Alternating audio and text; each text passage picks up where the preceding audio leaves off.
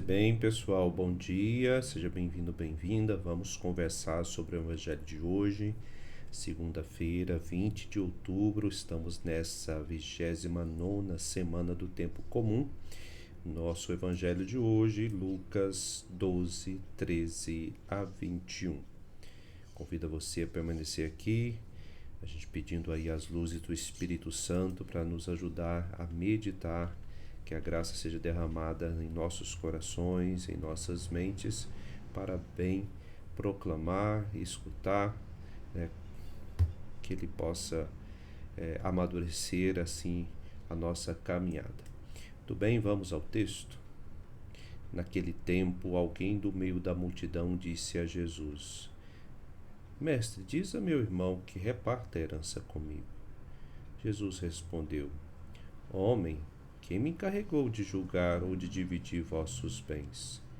E disse-lhes: Atenção, tomai cuidado contra todo tipo de ganância, porque mesmo que alguém tenha muitas coisas, a vida de um homem não consiste na abundância de bens. E contou-lhes uma parábola. A terra de um homem rico deu grande colheita. Ele pensava consigo mesmo: O que vou fazer? Não tenho onde guardar minha colheita. Então resolveu: Já sei o que fazer. Vou derrubar meus celeiros e construir maiores. Neles vou guardar todo o meu trigo, junto com os meus bens. Então podereis dizer a mim mesmo: Meu caro, tu tens uma boa reserva para muitos anos. Descansa, come, bebe, aproveita. Mas Deus lhe disse: Louco, ainda nessa noite pedirão de volta a tua vida. E para quem ficará o que tu acumulaste? Assim acontece com quem ajunta tesouros para si mesmo, mas não é rico diante de Deus. Palavra da salvação. Glória a vós, Senhor. Muito bem, vamos conversar sobre alguns pontos que esse evangelho faz a gente refletir nesse tempo. Penso que uma das primeiras coisas é perceber que o Evangelho deixa claro, aqui não é para passar medo, mas deixa claro para a gente que nossa vida ela é breve. Por mais que duremos 80, 90 anos, mas isso passa, né? Em comparação a toda a história, a gente sabe que é um tempo muito curto. É como se fosse aí um relâmpago numa noite, né? Então, comparando com a história da humanidade, a história da nossa civilização, é um tempo muito curto. Talvez a gente, o Evangelho nos deixa com medo, porque fala sobre a brevidade da vida, né? Aponta assim para a morte. Gente, olha, em Cristo Jesus, nós fomos resgatados até mesmo da morte do pecado, e também quando nós morremos fisicamente, Deus nos acolhe e nele seremos ressuscitados. Então, ou seja, a vida não é o fim, né? A vida se renova em Cristo Jesus. Então não é para a gente ficar com medo, mas é para que a gente saiba viver bem. Se a gente fingir que a morte não existe, a gente não vive bem. Vocês sabiam disso? Agora, se ficar também com medo da morte, também a gente não vive bem, né? São duas coisas que nós devemos evitar. Ou seja, fingir que a morte não existe, né? Isso, precisamos amadurecer nisso, evitar isso. E outra coisa, ficar meditando sobre a morte de forma insegura, com medo, duvidando das coisas, né? E o que pode nos dar o equilíbrio? É justamente a fé em Cristo Jesus. Então aqui também nos faz outros pontos de reflexão que o Evangelho pode nos ajudar. Falei da morte, agora vamos falar dos bens temporais, né? Bom, todo homem, toda mulher, toda família deve ter uma vida digna, ou seja, ter uma casa, né, para sua família, para si, trabalhar, ter um salário digno.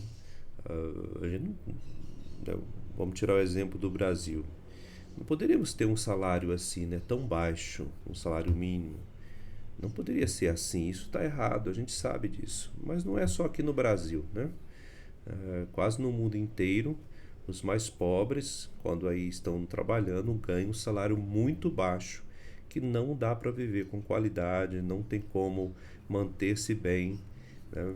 Às vezes dá só para comer e aí tem lugar que nem dá para comer. Tem muitos países na América Latina, na África, que o salário mínimo não dá para comprar nem sequer a metade de uma cesta básica, né? Aquilo que é o mais básico para se ter em um mês. É muito triste isso, né? Mas isso existe. Então, os bens materiais, eles são necessários quando eles são usados bem. Agora, o problema nosso, na nossa cultura, é o consumismo. Quando nós colocamos a nossa felicidade, a nossa alegria, quando temos algum objeto novo, um celular novo, um carro novo, quem tem condições, né? E por aí vai.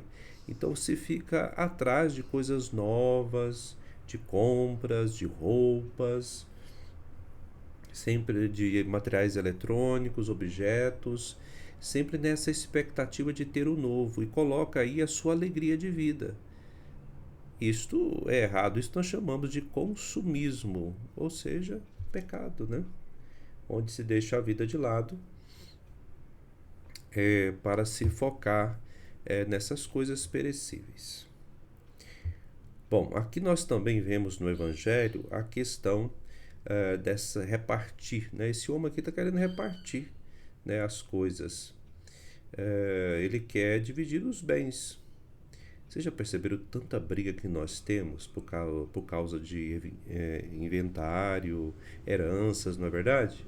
A gente encontra muito nas nossas comunidades, atendemos muitas pessoas muito magoadas.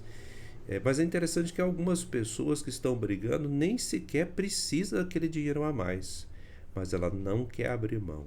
Às vezes são pessoas que têm posse, que têm fazendas, que têm carros, têm apartamentos, casas, estão brigando entre si, entre os irmãos, porque querem mais posse ainda, porque o pai morreu e não aceita a divisão dos bens, né?